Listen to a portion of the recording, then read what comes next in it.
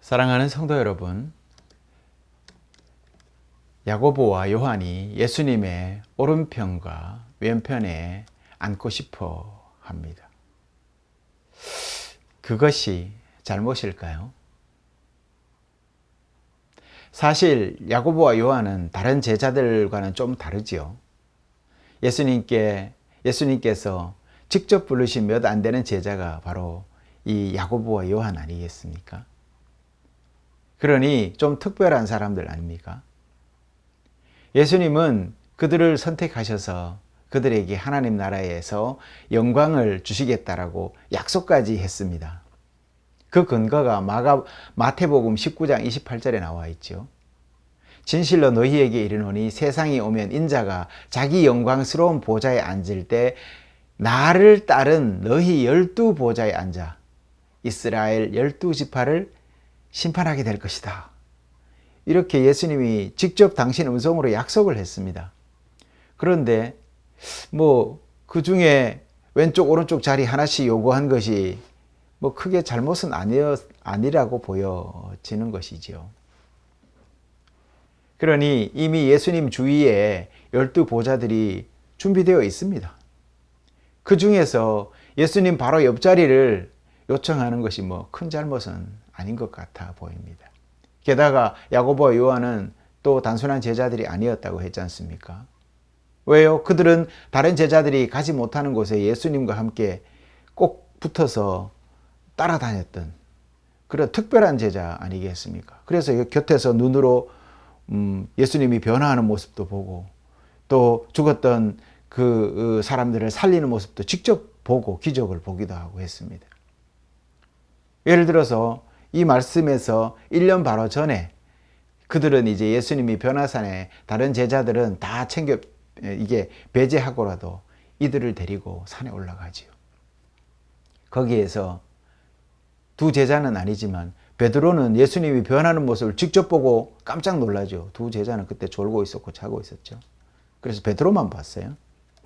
그런 베드로이지만 이후에 실수를 많이 저지르지요. 예수님께서 그래서 베드로에게 뭐라고 합니까? 사탄이라고 얘기하지 않습니까? 그 때문에 아마 베드로는 예수님 옆자리에 자기가 생각하기에 나는 이제 예수님 옆자리에 못 가는가 보다. 그래서 그 사람 베드로는 요구하지 않았던 것 같습니다.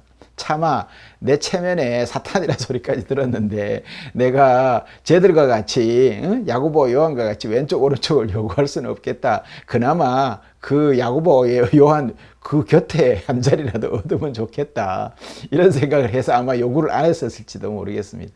하지만 아니었다라면 분명히 베드로도 요구를 하지 않았을까 생각을 해보는 것이죠. 그런 면에서 보면 실수를 잘하지 않은 야고보와 요한은 충실하게 예수님을 잘 따랐고, 그러니 아마 이 요구는 그리 무리한 요구는 아니었을 것 같다는 생각이 드는 것이죠. 성도 여러분, 오늘 이 둘의 핵심이 잘못이 예수님께 꾸지람을 들은 그 핵심적인 맥락이 뭡니까? 요구가 잘못된 것입니까? 요구가 잘못된 것이 아닙니다. 그게 뭡니까? 바로 이기심 때문에 그렇다는 것이죠.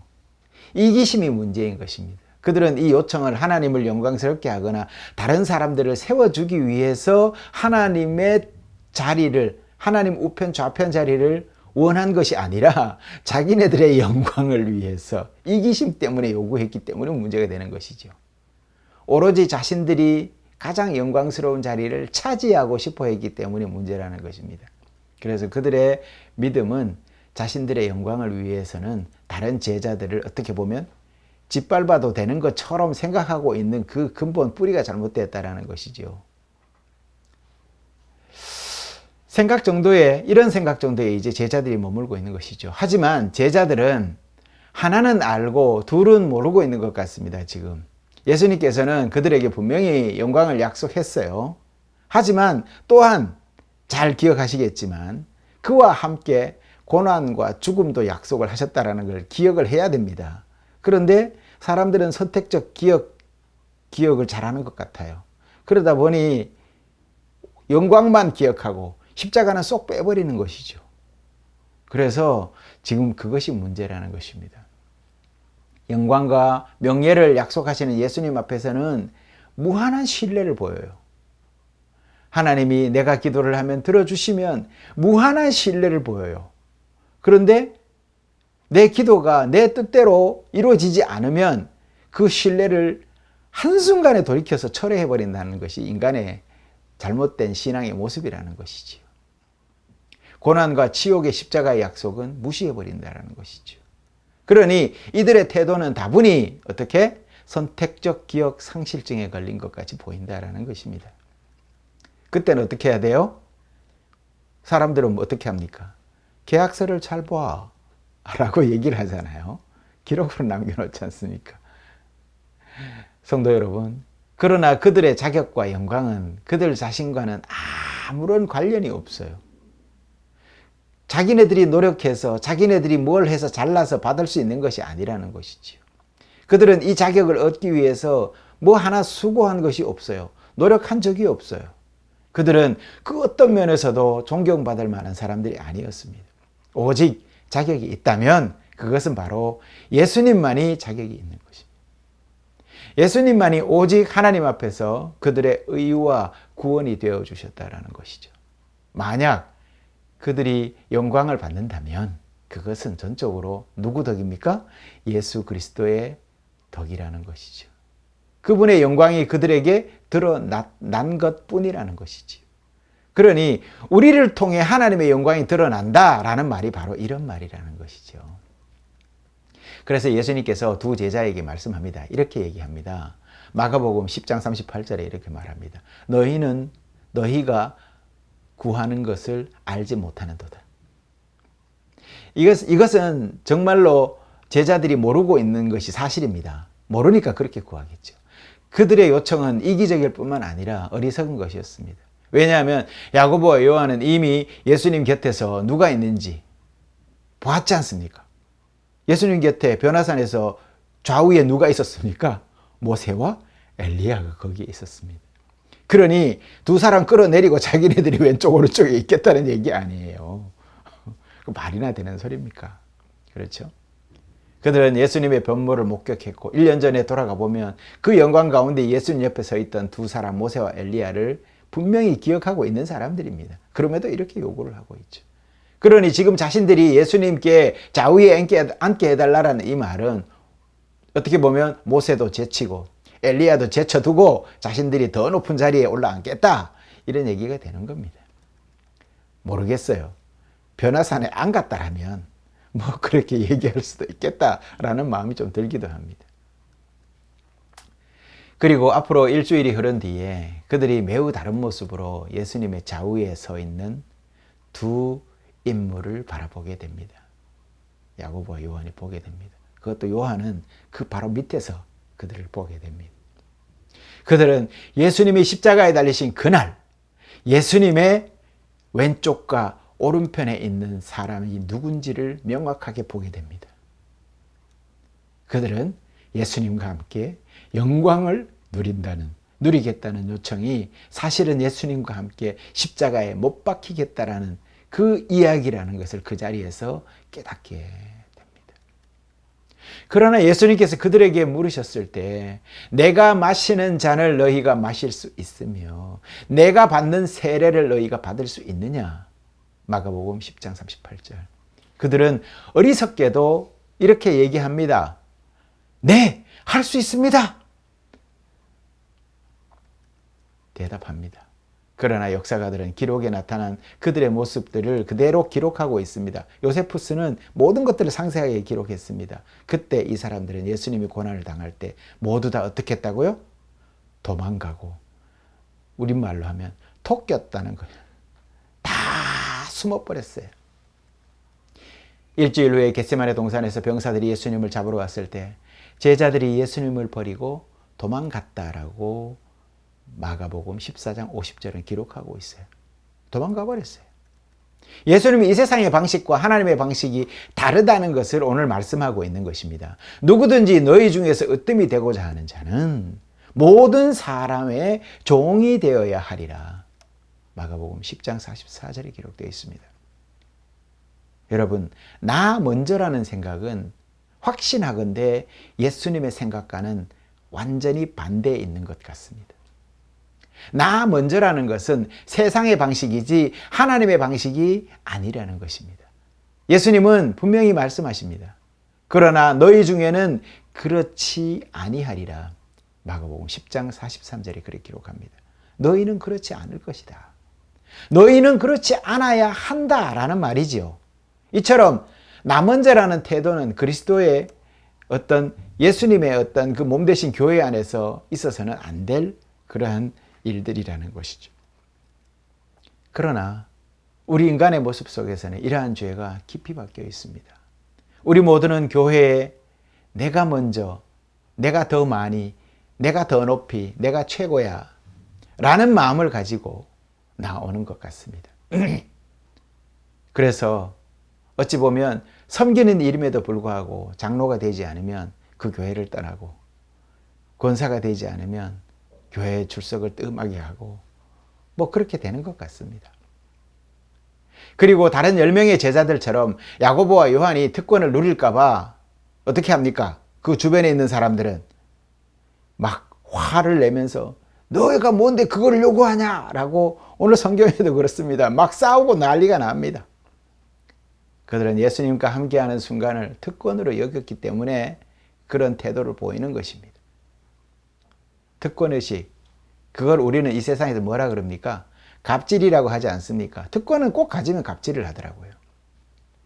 동시에 어린아이들이 예수님에게 나아가는 것을 막았던 사람들이 바로 이 제자들 아닙니까? 특권의식 때문에 그들을 막은 것 아니겠습니까? 그것은 우리도 마찬가지입니다. 우리는 다른 사람들보다 먼저이고 싶고 더 나은 자리에 앉고 싶고 그렇습니다. 그러나 동시에 누군가가 우리보다 앞서려고 할 때 그것을 참지 못해야 합니다. 어떻게 그럴 수 있는지, 내가 먼저 돼야 하는데 라고 생각을 하지요. 우리는 다른 사람들 속에서 쉽게 비난할 수 있는 잘못들을 정작 자신에게는 관대하게 넘어가는 그런 본성이 있는 것 같습니다. 이것이 바로 인간 마음속에 깊이 자리한 죄입니다. 그러나 인간이니까 어쩔 수 없다 라는 말로 그냥 넘어가 버린다면 그거야말로 어떻게 보면 핑계라고 할 수가 있는 것이죠. 이런 핑계는 이제 통하지 않는다라는 것입니다. 세상이 그렇게 돌아간다고 해서 그것이 당연하다라고 말할 수 없다라는 겁니다. 이것은 단순히 인간의 본성이나 세상의 방식일 뿐만 아니라 사탄의 유혹이기도 한 것입니다. 세상이 다 그러니 뭐 나도 그럴 수밖에 라고 하는 것은 사탄의 유혹이라는 것이지. 우리가 내가 하고 싶은 대로 할 거야 라고 하는 그 말하는 순간 우리는 하나님이 아니라 자신을 주인으로 섬기는 자가 되어버립니다. 이것이 바로 사탄이 노리는 계략입니다. 처음부터 우리에게 계속 그런 방식으로 우리를 속여왔습니다. 여러분 잘 알지 않습니까? 왜 내가 그 열매를 먹으면 안 되는지? 맛있어. 왜? 먹어봐. 이렇게 얘기했지 않습니까? 우리를 그렇게 유혹했습니다, 사탄이. 바로 오늘 이 말씀도 그 사탄의 계략들이라는 것이죠. 거기에 제자들이 지금 자리를 요구하고 있는 거예요. 그것도 내가 하나님께 순종해야지, 내가 하고 싶은 대로 하겠어 라고 해서 어떻게 됩니까? 순종함에도 내가 순종해야지 라고 하면 어떻게 됩니까? 지옥에 떨어지는 거예요. 사탄에게 몰리는 거예요. 순종조차도 다 하나님의 손에 맡기고 그분의 이끄심에 내가 내어놓는 것이 온전한 순종인데, 순종이라는 것이 어떻게 보면 그 예수님이 소를 두 마리 결의를 해가지고 밭을 가는 예화를 들었지 않습니까? 그 예화의 핵심이 뭡니까? 순종 아니겠습니까? 그때 예수님이 같이 멍에를 메어주겠다라고 했다는 거 아닙니까? 그런데 가만히 보십시오. 결의를 맨 소가 주인에 어떻게 딸려갑니까? 주인에게 끄는 대로 딸려가는 겁니다. 내 의지대로 내가 자발적으로 가서 이렇게 해서 바디랑을 매는, 뭐 요사이는 그런 소도 있긴 하더라고요. 보니까 워낙 똑바로 가서 이렇게 지가 알아서 이렇게 밭을 매는 소도 있긴 하던데, 그런 그 정말 자연적으로 훈련되지 않은 손은 그런 게 없다라는 것이죠. 그렇죠. 우리가 남은 자라고 주장할 때 우리는 하나님의 순교자가 아니라 사탄의 숭배자가 되고 맙니다. 사탄의 이익을 대변하고 그의 뜻을 따라서 살아가게 되겠지요. 그러나 그런 믿음으로는 결코 구원을 받지 못합니다. 그런 믿음으로는 십자가의 섬김을 이해할 수가 없습니다. 그것은 세상의 방식이고 사탄의 방식이지 하나님의 방식이 아닌 것입니다. 우리 주님께서 우리에게 말씀하십니다. 인자가 온 것은 뭐하러 왔다고요? 섬김을 받으려 함이 아니라 도리어 섬기려 하고 많은 사람들을 위하여 자기 목숨을 대속물로 주려 함이니라. 마가복음 10장 45절. 대속물. 이 말은 바로 그런 의미입니다. 그것은 누군가를 구해내기 위해서 지불된 값이지요. 누군가가 노예가 되었거나 납치되었을 때 그들의 자유를 얻기 위해서 지불하는 금액이 바로 대속물입니다. 우리의 영혼은 하나님의 진노와 영원한 형벌에 구원을 받기 위해서 지불된 값, 그것이 대속이죠. 그리스도의 생명이 바로 그 대속입니다. 대속의 값입니다. 그분은 우리 죄를 위한 희생제물로 자신의 거룩한 몸을 내어주셨고 우리의 영혼을 구원하기 위해서 그 대가로 당신의 피를 흘려주셨습니다. 우리는 오늘 구약의 말씀에서도 이 진리를 얻습니다. 그가 자기 목숨을 사망에 내어주며 범죄자 중 하나로 여김을 받았으며 이사야서 53장 12절 우리가 읽은 말씀입니다. 예수께서 십자가에 달리셔서 우리의 죄와 죽음을 그분의 오른편과 외편에 못 박으셨다라는 겁니다. 우리 죄와 죽음을 우리가 감당할 수 없기에 예수님은 그 짐을 우리 대신 짊어지신 것입니다. 예수님은 우리의 연약함을 도우시고 우리의 짐을 대신 지시고 우리의 영혼을 회복시키십니다. 그분은 언제나 우리와 함께 계시면서 그분의 죽음과 생명 그리고 몸과 피를 통해서 완전한 용서를 우리에게 베풀어 주십니다. 이 은혜는 우리가 말씀과 성례전을 통해서 항상 경험하는 것 아니겠습니까? 이 은혜는 단지 우리만을 위한 것이 아니라 모든 인류에게 주어진 은혜입니다.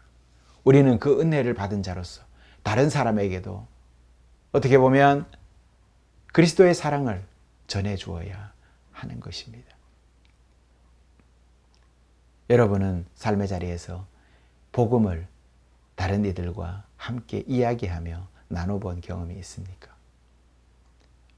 그렇게 복음을 나눈 다음에 여러분의 삶을 한번 쫙 돌아보십시오. 내 안에 성령의 가득함을 경험하게 될 것입니다. 전도훈련 많이 받았죠? 그 전도훈련 그리고 나가서 직접 전도를 했을 때 그들이 받든 안 받든 내 마음속에 차오르는 그 영적인 기쁨은 이루 말할 수가 없지요. 우리가 사랑함은 먼저 우리를 사랑하셨음이라 요한일서 4장 19절에 기록되어 있습니다. 그리고 많은 죄를 용서받은 사람은 많이 사랑하느니라. 이 모든 말씀이 무엇입니까? 이 복음을 다른 형제들과 나누는 그 마음의 기초를 얘기하는 것 아니겠습니까?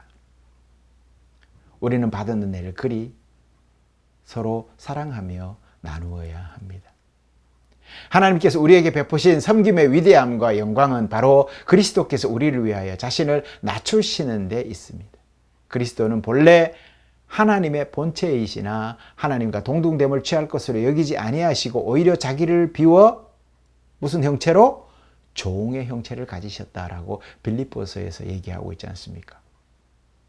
그분은 그렇게 섬기셨습니다. 그분은 십자가의 수치를 대신 짊어지셨습니다. 우리의 죄뿐만 아니라 모든 인류의 죄를 그렇게 담당하셨습니다.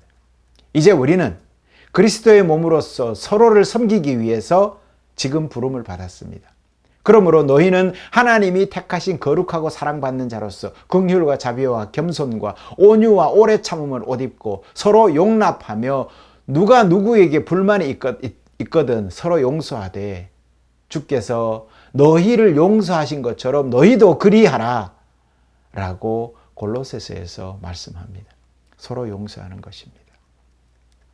이것이 바로 그리스도인의 섬김의 핵심입니다. 그리스도께서 우리를 위해 죽으셨습니다. 우리의 경건함과 하나님 나라에서의 우리의 자리는 전적으로 그분의 용서에 달려 있습니다. 그리스도의 피로 우리 모든 죄가 용서받은 것이 우리에게는 가장 중요한 사실입니다. 우리의 모든 섬김은 이 사실에서 기초하고 있습니다. 우리는 그리스도 안에서 하나님의 백성으로서 선한 일을 위해서 창조되었습니다. 우리는 그가 만드신 바라 그리스도 예수 안에서 선한 일을 위하여 지으심을 받은 자니 이 일은 하나님이 미리 예비하사 우리로 그 가운데서 행하게 하려 하심이니라 에베소서에서 말씀하고 있지 않습니까? 그리스도께서 우리의 죄값을 온전히 치르셨고 그분만이 우리의 자격이고 우리의 구원자이십니다. 이제 그리스도께서는 우리를 통해서 그분의 백성을, 당신 백성을 섬기십니다. 너희 안에서 행하는 이는 하나님이시니 자기 기쁘신 뜻을 위하여 너희를 소원을 두고 행하게 하시느니라 라고 하지 않았습니까? 우리에게 소원을 두고 행하게 하신다. 우리 안에 일하시는 분은 하나님이십니다. 그분은 우리를 통해서 선한 일을 이루십니다. 하나님의 위대함은 그분이 얼마나 위대한 방식으로 자신의 백성들을 섬기는지에 있습니다. 오직 그분 안에서만 우리는 자비를 받고 은혜를 받아서 우리가 필요로 할 때 도우심을 얻게 되는 것이지요. 이 말씀이 제 말씀이 아닙니다. 히브리서에 기록된 말씀입니다, 여러분. 히브리서 4장 16절을 나중에 찾아보십시오. 하나님께서 우리에게 이 자비를 허락하셔서 우리가 다른 사람들에게 자비를 베풀기를 그분의 은혜를 주셔서 그 삶 속에서 그분의 은혜를 나타낼 수 있기를 우리는 모두 기도해야 할 것입니다. 이것이 바로 우리 신앙의 중심이고 그리스도의 삶의 방향인 것입니다. 그리스도께서 우리를 섬기신 것처럼 우리도 서로를 섬기면서 살아가는 것이지요. 이것이 우리가 하나님 앞에서 걸어가야 할 길입니다. 우리의 모든 죄는 그리스도의 피로 용서받았고 이제 우리 모든 선한 행위는 그리스도께서 우리를 통하여 이루어 가시는 하나님의 역사의 사건인 것입니다. 그러니 이제 내 안에 나는 없습니다. 이러한 주님의 말씀 가운데 하나님의 나라의 섬김과 어떻게 보면 영광의 자리를 두고 우리는 탐할 것이 아니라 온전히 그 영광의 자리는 섬김으로 십자가를 통해서 나타난다는 것을 깨닫는 우리 모든 성도들이 되시기를 바랍니다. 그리 한 주간 주님과 동행하면서 행복한 그러한 한 주간을 보내시기를 바랍니다. 기도하시겠습니다.